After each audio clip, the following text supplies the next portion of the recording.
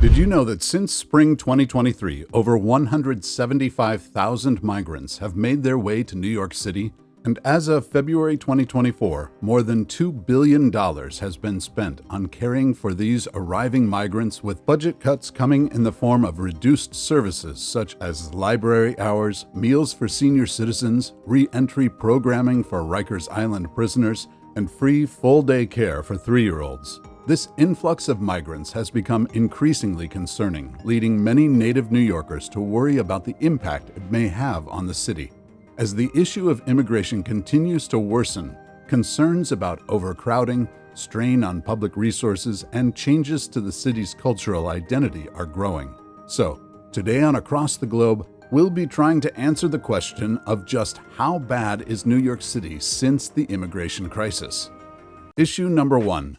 New York City's sanctuary status. The increasing trend of states and cities in America becoming sanctuary jurisdictions can be viewed through two distinct lenses. On one hand, it can be seen as a progressive step towards diversifying and welcoming people from all backgrounds, providing a safe haven for those seeking a better life. On the other hand, it can also be a source of concern for native-born residents who may worry about the impact on public services, law enforcement, and overall quality of life. New York City is a prime example of a sanctuary city, having adopted its policy in 1989 under the leadership of then-Mayor Ed Koch. As a result, city officials are prohibited from sharing information about immigrants with federal authorities unless it is directly related to a criminal matter or there is explicit written consent from the individual immigrant. This means that law enforcement cannot detain or deport individuals solely based on their immigration status, and that city officials will not share information about an individual's immigration status without their explicit permission.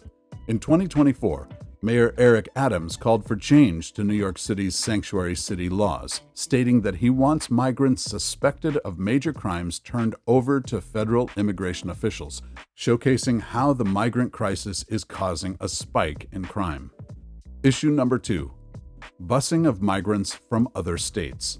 It is not uncommon for migrants to be bused from state to state, as overwhelming influxes of migrants have led some states to take advantage of other states' sanctuary statuses. When a particular state becomes overwhelmed by the number of migrants arriving, some governors may choose to bus these individuals to other states with more lenient immigration policies.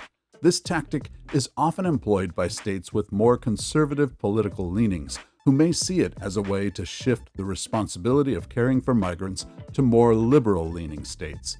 As a result, migrants may find themselves being transported from one state to another, often without being given the opportunity to settle or establish a new life in a particular community. In the spring of 2022, New York State hastily launched its new migrant reception system, a rapid response effort to address the growing influx of asylum seekers and migrants arriving at the state's borders. The system, which was established in partnership with local organizations and government agencies, was designed to provide a comprehensive range of services, including food, shelter, and medical care to those in need. Since its launch, more than 170,000 people have passed through the system. As reported by ABC News, by 2023, the number of migrants arriving in New York City surged dramatically, rising from around 400 migrants arriving daily to around 600. Mayor Adams largely attributed this spike to Texas Governor Greg Abbott ramping up the number of charter buses with migrants he's sending to NYC and other sanctuary cities. Adams accused Abbott of using vulnerable asylum seekers as political pawns. According to the New York Post, the state of Texas has spent more than $124 million to bus migrants to New York City and other blue states since April 2022. They also noted that to deal with the influx, New York City placed migrants in shelters in the Roosevelt Hotel, Floyd Bennett Field, and a sprawling tent city on Randall's Island. Issue number 3. Increased crime. While it's difficult to determine the exact impact of the recent influx of migrants in New York City on crime rates, some have raised concerns about the potential link between the two. Despite studies by NPR and other organizations suggesting that immigrants are less likely to commit crimes due to their fear of being extradited, some local residents remain skeptical. While looking into the matter in May 2024, NPR spoke with many New Yorkers on their views around migrants and crime rates. When speaking with Carlos Chaparro, who runs a vocational school on Roosevelt Avenue in Queens, New York, he said, "Unfortunately, crime is up. My clients say that when they leave at night, they're being attacked and mugged increasingly in the last year.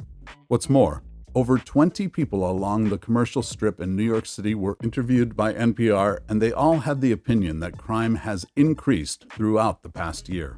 On May 20, 2024, Newsweek shared the results of a poll conducted by Redfield and Wilton Strategies. 974 eligible voters in New York City participated in the poll, which asked them a variety of questions about topics affecting both the city and the country as a whole, such as their opinions on the current crime rate and whether they believed that the influx of migrants was having an effect. In the study, more than 70% of respondents said that immigrants in the city are to blame for the present crime rate, with 41% citing a significant impact and 31% citing a fair amount of damage. According to the poll, 10% of respondents claimed immigration had no effect at all, while 18% claimed it was having a small impact. Issue number 4, the job market. The struggle for migrants to find work in New York City is a pressing concern, as those without employment may resort to desperate measures to survive, potentially leading to increased crime rates. Governor Hochul and New York City Mayor Eric Adams have recognized the need for support, introducing new programs such as work authorization clinics and a jobs portal to more quickly match migrants with work opportunities. However, despite these efforts, the path to legal employment is controversial and fraught with challenges. Firstly, as reported by Vox, migrants in New York City are not eligible to work right away due to asylum rules, which require migrants to wait about 6 months for a work permit.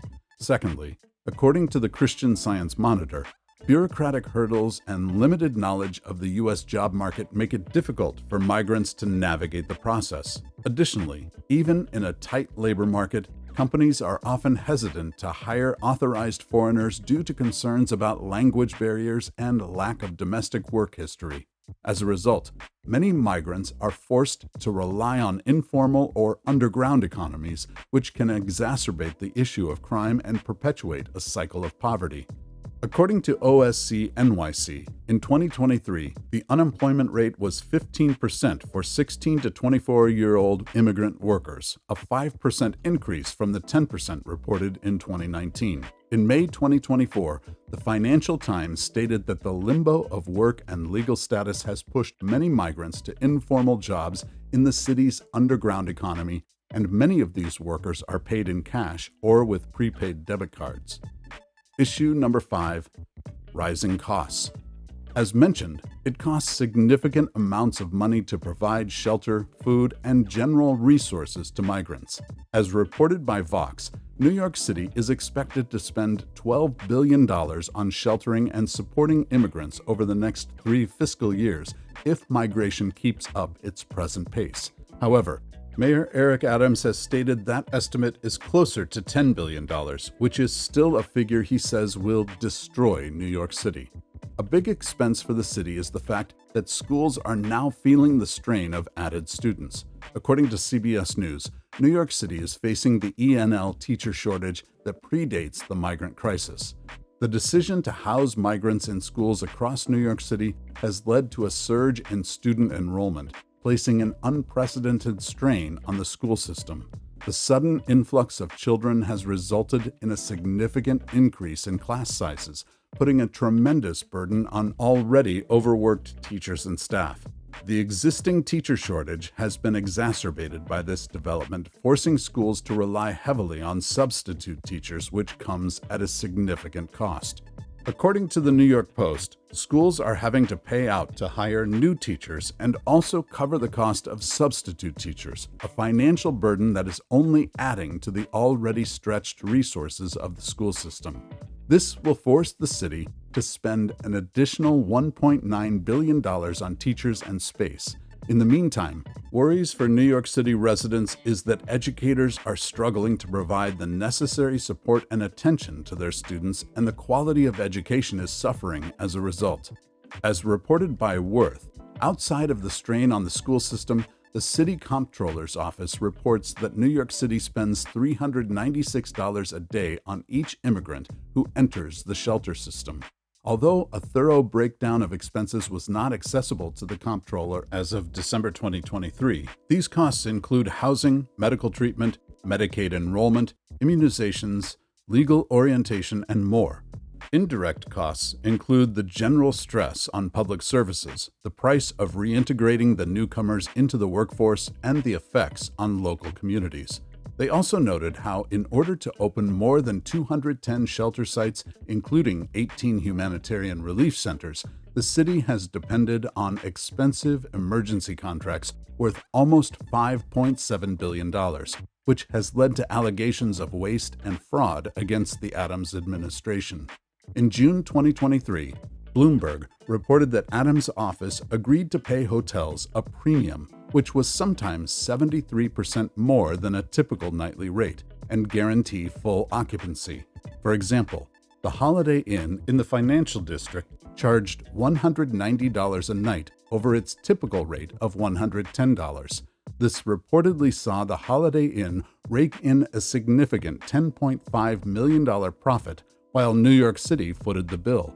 To manage such expenses, Mayor Adams was forced to slender down services such as library hours, meals for senior citizens, re-entry programming for Rikers Island prisoners, and free full-day care for 3-year-olds. What about where illegal immigrants in the U.S. are coming from?